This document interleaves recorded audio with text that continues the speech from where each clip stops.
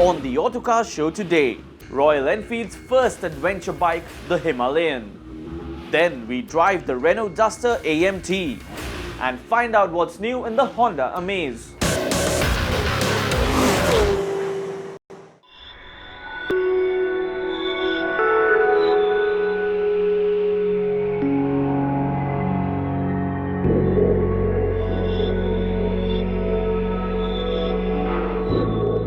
Himalayas, what a grand stage. And we came here to test ride one of the most anticipated motorcycles of 2016, and as we did so, the Himalayas unveiled their beauty and all their wildness. And I think that was quite apt because the motorcycle that we've come to test ride has been inspired by the Himalayas. Yes, the Royal Enfield Himalayan.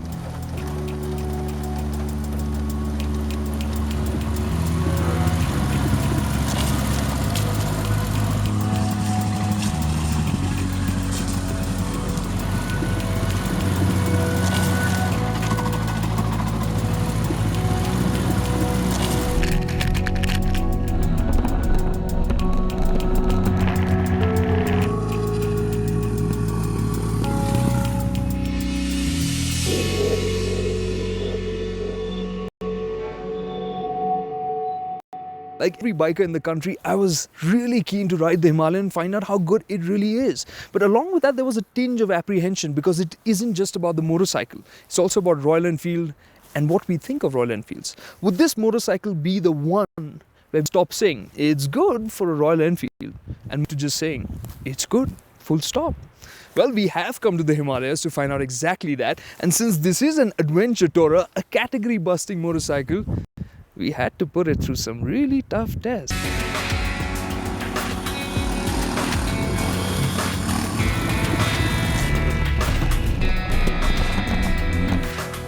The Himalayan is an all-new motorcycle, purpose-built for roughing it out. So the telescopic fork might seem ordinary, but it has a massive 200 millimeters of travel, and there's a linked monoshock at the rear, a first for Royal Enfield. And it has 180 millimeters of travel. Most street bikes would have around half of that. No, that wasn't rough enough.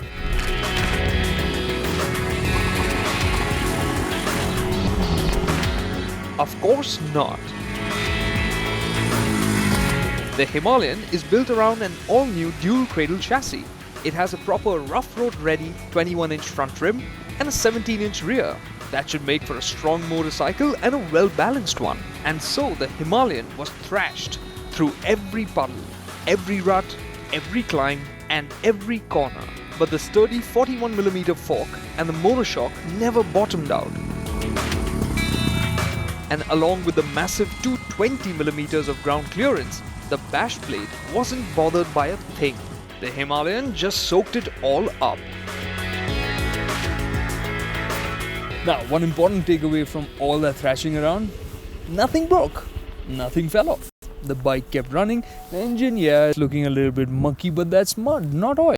So on this aspect, build quality, toughness, reliability, I think we can say when it comes to Royal Enfields, it's good.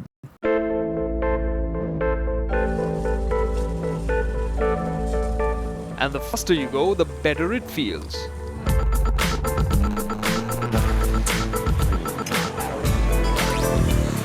The ergonomics are just right, egging the rider to stand up and ride. And when you do, the Himalayan feels even better to steer off-road. At 182 kilograms, the Himalayan isn't light, but it was surprisingly easy to chuck around. And it actually inspired a lot of confidence. On the loose and wet stuff, it was properly epic. And on the tarmac, it steered in a neutral and fluid manner. Despite the varying conditions, the Seat Grip XL tires offered a great amount of confidence. For braking, the Himalayan uses a 300mm disc at the front and a 240mm disc at the rear. Both offer plenty of bite, but there's no ABS on offer. The other big takeaway from all that thrashing around is the chassis. It's brilliant. Yeah, whether you're a new rider or an experienced one, you hop onto that saddle, you'll have fun and it won't intimidate you. It'll do what you want it to do and let you enjoy all of it. That's the beauty of it. That low saddle height makes it accessible even for shorter riders. It soaks up the bad roads really well, and through the tarmac sections when they get twisty, it's a lot of fun there too. The only things that I would have liked fine-tuned a little bit differently would have been the suspension, a slightly more pliant ride, so for a softer primary ride for on-road usage would have been nice. The brake, the front disc brake, I think has just a little bit too much dullness to it to make it easier to use off-road so that it doesn't lock up, I understand, but a little bit more sharpness, less effort would have been nice. But that's not the only thing on the Himalayan that we need to talk about. There's also the engine. It's a new engine, the LS 410. The LS here stands for long stroke.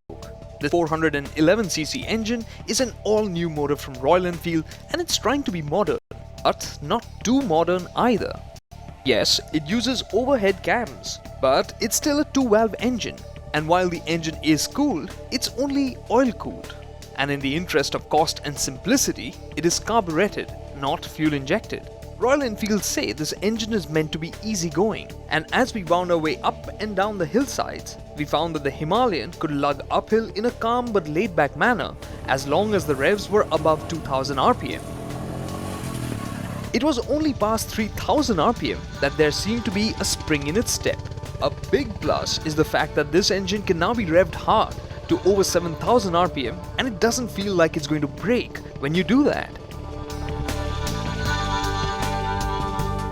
Okay, first the good stuff. The engine, it feels smooth for the most part, and the gearbox works really well. But what you can't get away from is that it needs more power. The Himalayan deserves more power, especially a bit more torque, so that you can get up to cruise speeds easier. Right now you rev it up and then it's not that it feels rough. It sounds rough, it sounds a bit thrashy, and that puts you off. But once you get to cruising speeds of say about 80-90 kilometers an hour and you're sitting in 5th gear between 4,500 RPM, it just feels very smooth. Once you're there, you'll cover kilometers, no problem at all. And the other thing is the clutch. It's weighted quite heavy. So when you're in typical city traffic conditions, constant gear changes, going on and off the clutch, it's gonna get pretty tiring. The low temperatures and the altitude mustn't have helped this carbureted engine when it came to performance. So we can't wait to test the Himalayan at lower altitudes on familiar ground. Maybe some of you have already decided that you want to buy an Himalayan, but what is it going to be like to live with?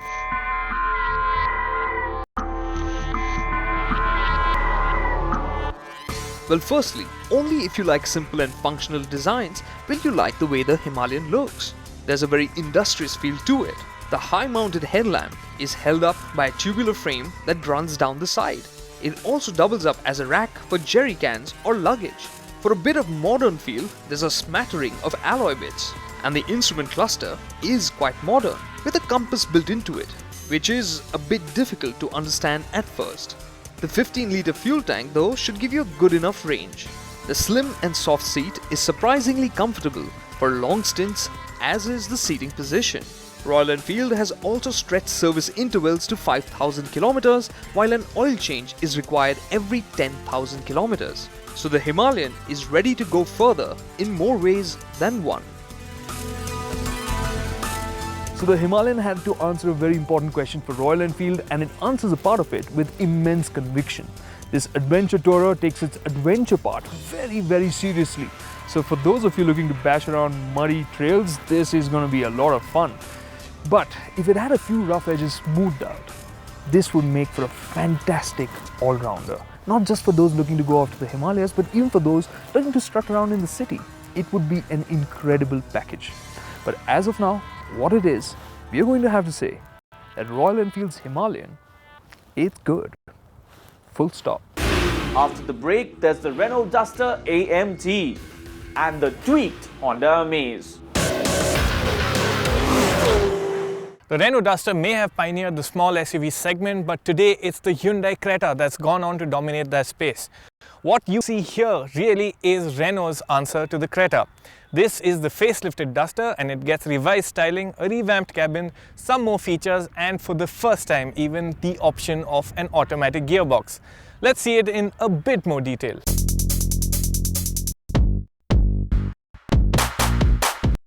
First things first, the new Duster is available in this cayenne orange shade, and I must say it does help spice up the look.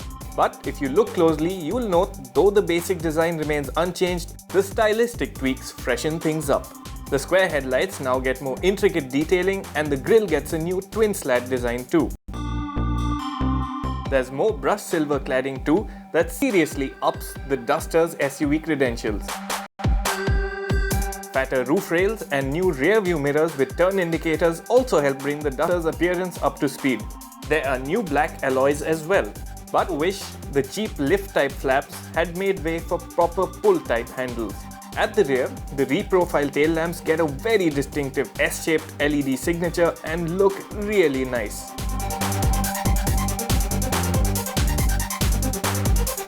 The interior has been jazzed up as well.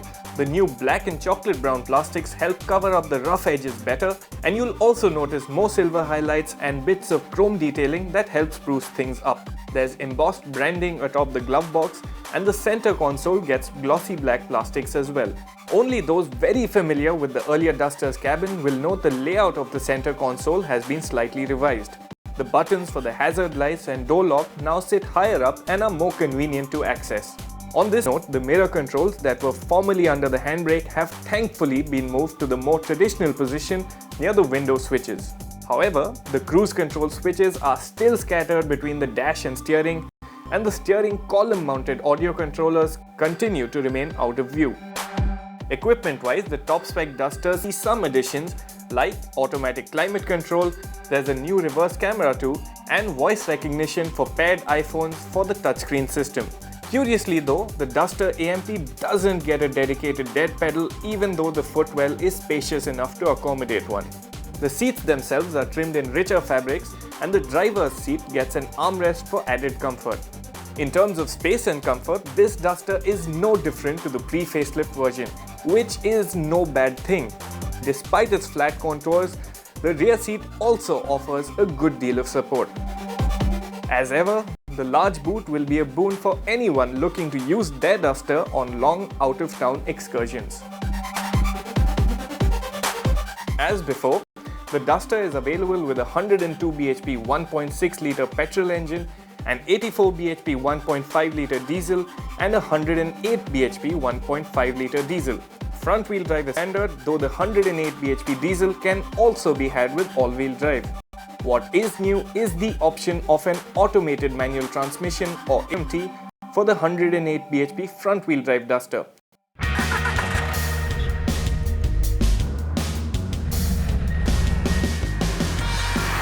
Yes, you read it as easier, but Renault calls it easier, and well, it does make driving in heavy traffic less of a chore.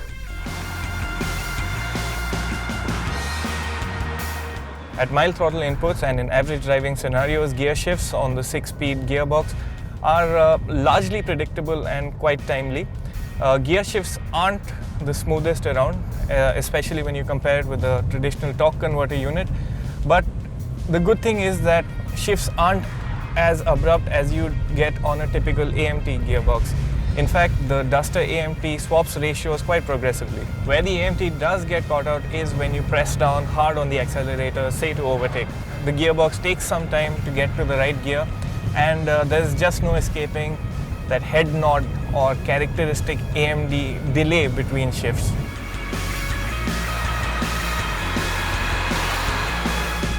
The Duster Automatic also comes with Hill Start Assist, which allows for safe getaways on an incline.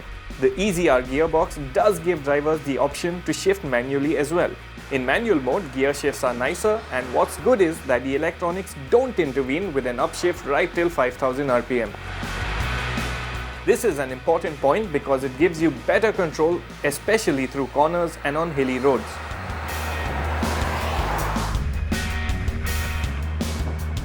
The AMT gearbox may have blunted the Duster's performance by a little bit, but the good thing is that the engine still has plenty of pulling power. Also, ironically, the AMT gearbox feels more comfortable on the highway rather than in the city. The tall 6th gear really makes it a very relaxed cruiser. As for other elements of the driving experience, there are mild improvements to the powertrain. The 108 bhp engine continues to impress for its good pulling power, and what's good is turbo lag has reduced and it runs quieter as well. There's less judder or kickback at the steering, which is something you typically experience while cornering on rough roads. Handling on the whole though is sure-footed and predictable, and the Duster's legendary ability to flatten bad roads is just as good. The AWD version that gets independent rear suspension is a touch more supple and sure-footed.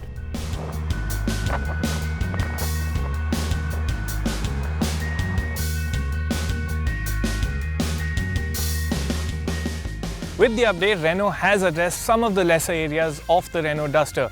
The cabin is a little bit plusher than before, and top spec versions get a bit more equipment as well. And I think you will agree that the facelift has done its bit to freshen up styling. What's more, at the same time, the Duster hasn't lost its tough and honest appeal either. As for the AMT version, it doesn't provide the same level of smoothness or swiftness as a torque converter automatic, let alone a more sophisticated dual clutch transmission. That said, it still does provide the convenience of a two-pedal setup rather well. The advantage of an AMT, of course, is that this comes with no real impact on fuel consumption. But the bigger plus is the substantial cost saving. In all, it may not have the finesse or the sophistication of the Creta, but Renault has broadened the appeal of the Duster to give it a strong fight back.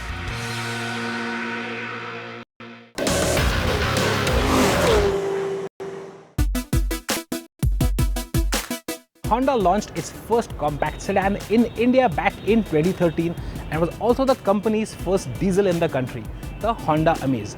Now it's a pretty good car this. It packs a great pair of engines, it's pretty comfortable, it's got lots of space, good to drive as well, and looks good on the outside too. However, our biggest gloss with the car was that the interiors, well, let's just say they were a bit drab and it lacked a bit on features as well. Thankfully, Honda plans to fix this for 2016 with an updated model of the Amaze, which we have right here. But first, let's talk about the changes on the outside. There's a larger bumper and a revised air dam and built-in fog lamps. There's also a large chrome strip running across the grille. All the changes make the Amaze look chunkier, and when viewed bang on from the front, it does remind you of the Mobilio. But that's actually a good thing. The sides though remain totally unchanged, and at the rear only the tail lights have been redesigned.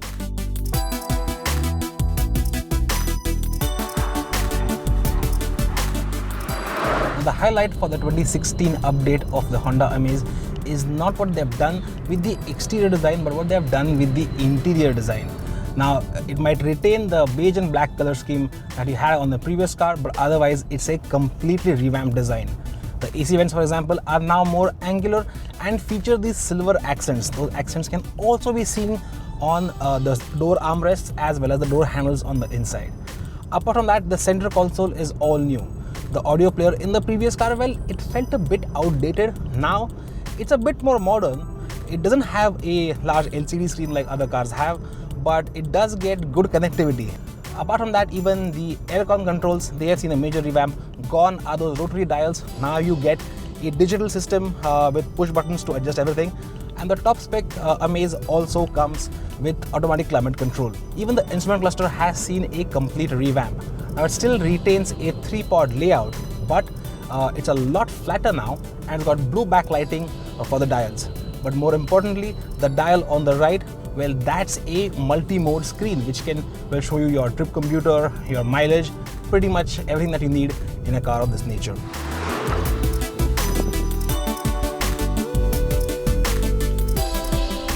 So it feels more premium and more likable, but it isn't as feature-loaded as some of its rivals.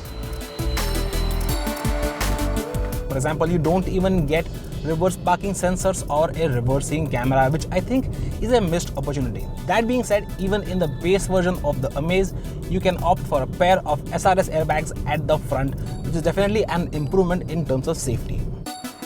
And ABS is standard on all diesel variants, while it's offered from the mid-level versions of the petrol-powered Amaze.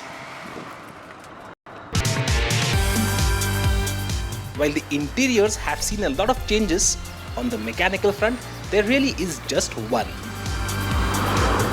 So what's changed mechanically is that for the petrol automatic, the torque converter gearbox has been dropped in favor of a CVT. Now Honda says this is the first CVT in this segment. Put your foot down and the acceleration delivered by the new CVT gearbox is smooth and consistent. Under acceleration, the engine holds revs at 4000 RPM, and while there are no vibrations to speak of, the engine sounds rather buzzy, and that's despite the improved noise insulation. As far as the manual variants go, the engine and all other mechanicals are unchanged. However, the car now gets better sound insulation than before, and the reduction in NVH levels is apparent, especially in the diesel. With this update, what Honda has done is make a good car even better. With its updated styling in the exterior and the interior, more features and that CVT gearbox, the Amaze finally has the ammunition to take on its modern competitors toe to toe.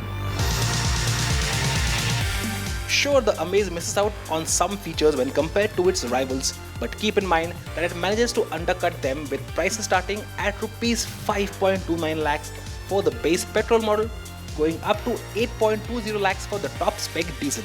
And a price advantage as healthy as that is quite a trump card to hold in this entry-level compact sedan segment.